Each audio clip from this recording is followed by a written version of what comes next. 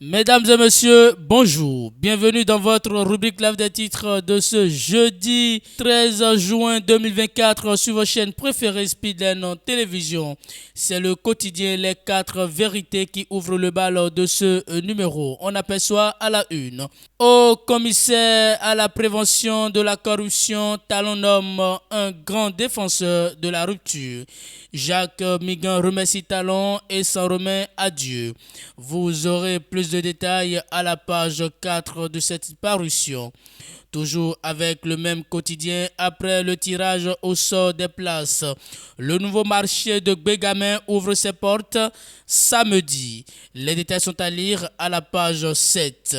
Restons toujours avec les 4 vérités pour lire à la une.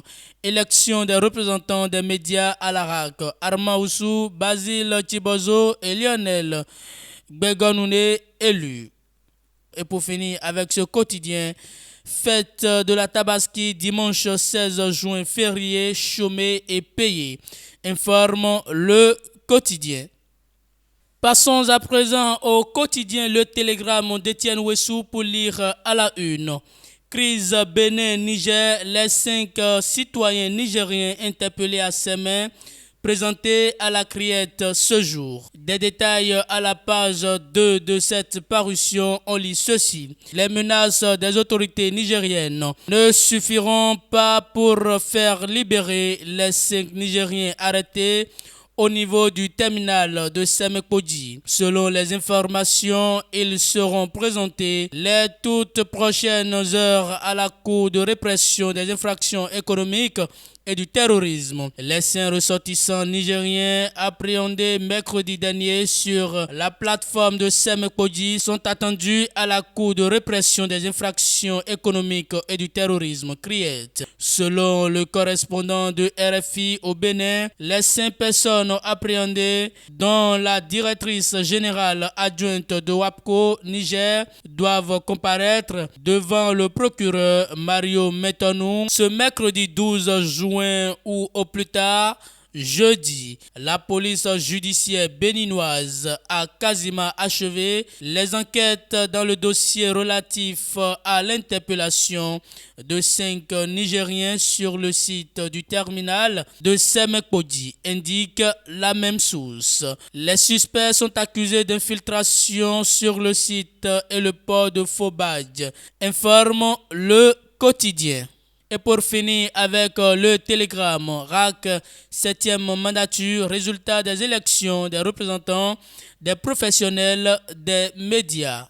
Les résultats provisoires du scrutin du 9 juin 2024 pour la 7e mandature de la Haute Autorité de l'Audiovisuel et de la Communication RAC au Bénin ont été rendus publics ce mercredi.